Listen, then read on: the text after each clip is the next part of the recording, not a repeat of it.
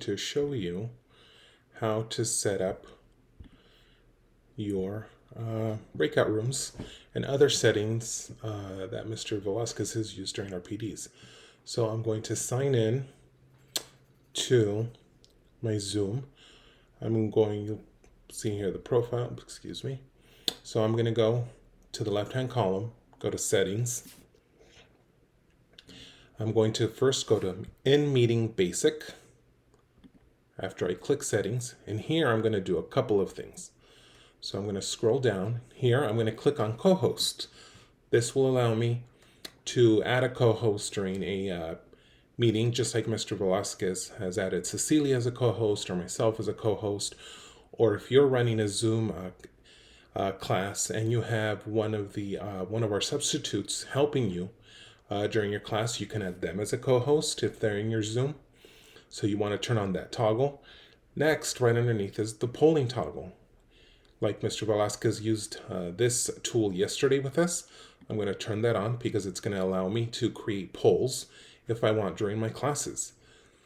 So now I'm going to go to in-meeting advanced. Back here, you notice my screen scroll down real fast. So here, one of the first things I'm going to see is breakout room.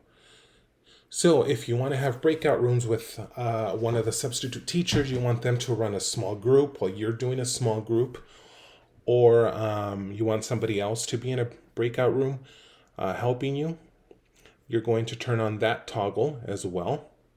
So you're going to see here. And notice that this turned on for me automatically. Allow hosts to assign participants to breakout rooms when scheduling. You do want this because if you want to assign students to the groups that you want them to go to, this will allow you to do that. But you will also still have the option of letting Zoom randomly send your participants to, whatever breakout room that you want. So now that I've set these settings up, my breakout room, my polling, and my co-hosts, you notice that during that time, there were some green bars up here telling me that my settings had been saved. So now I'm going to go ahead and start a meeting. So you'll see, So you'll see where those settings come up. So go ahead, yes, and let me start my video so you see me. There we are. So now you'll see down here at the bottom, I have breakout rooms, I have polling. Okay, I don't have any participants because obviously it's only me. But if I had other participants in my meeting and I wanted to make them a co-host, I haven't done it myself, but I'm assuming that if I clicked on their name, maybe here under more, it would give me an option of making that person a co-host. That's my assumption. For polling, so I'm going to say if I want to have, create a polling question, I'm going to click on poll, and here is add a question. So it's going to take me away from my screen, which is perfectly fine. Don't worry about that. So add a question. Oops. It's going to do that for me twice. So here, I'm assuming, here we go. So how are you feeling about Zoom? And then here's where you would type your question. Let me move this over a little bit. Okay. Type your question here. This is the title. You will type your question here. You want to make this a multiple choice. So obviously pretty given that you're going to give your answer choices here. And then you're going to save it. Okay. I'm also assuming, I don't know, that I could probably have this prepared in advance. And then whenever I click polls, I'm thinking whatever poll I've already set up might show up here because I'm seeing this launch poll button here. So I'm thinking if I, want to have some polls ready for my class, say tomorrow, when I click on polls in my bar, in my toolbar right here, the questions that I've already prepared might already show up here. And if I might just have to select the one that I want to launch and click launch, and it'll probably show up. I haven't used that tool yet, but I'm assuming that's how it might work. Now here's the breakout rooms. Okay, if I click on this, assign how many participants into the rooms. So as an example, during our PD, Mr. Velasquez assigned 3 people per room. And here is where automatically you can just have Zoom send random, send them to whatever random breakout room.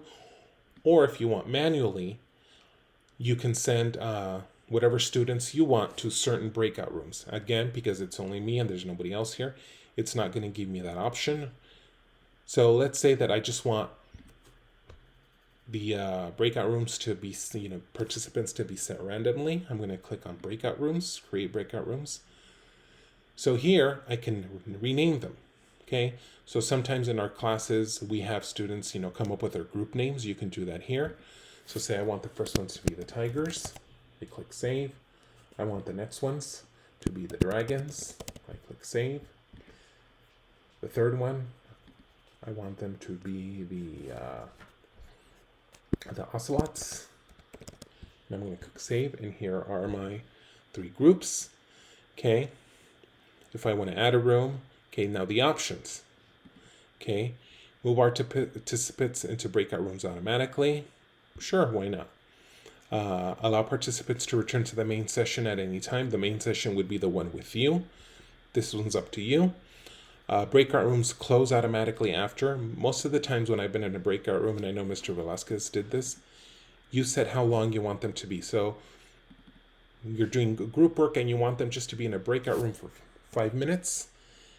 It's going to notify you when the time is up, and then the people in the breakout room are going to get a countdown. After 60 seconds, 30 seconds, like we did during RPD, we saw a window come up saying, you will be sent to the main session in 60 seconds, and then it had a countdown. So that's what this is. So I'm just going to click back out. Okay. So then when I want the breakout rooms to begin, I'm just going to click assign, assign, assign, and all participants have been assigned to breakout rooms. Okay. If I want to add a room because there's more people, I just click on add a room. There we go. Recreate all existing rooms will be replaced. I don't want to do this. I honestly don't know what that is. Okay, if you want to delete a room because there's not as many people as you thought you would have in your meeting, you would just delete the room. Okay, and then I'm assuming maybe to open all rooms, if I had people in there, this would probably be the option that I would click to automatically open up all the rooms to send people over. So I think just with practice, we're going to have to really learn how to do this. I probably wouldn't worry about this at the moment, but hey, at least you know now how to set up breaking rooms in your settings and how to find these things in your toolbar. Okay, I hope this helps you guys.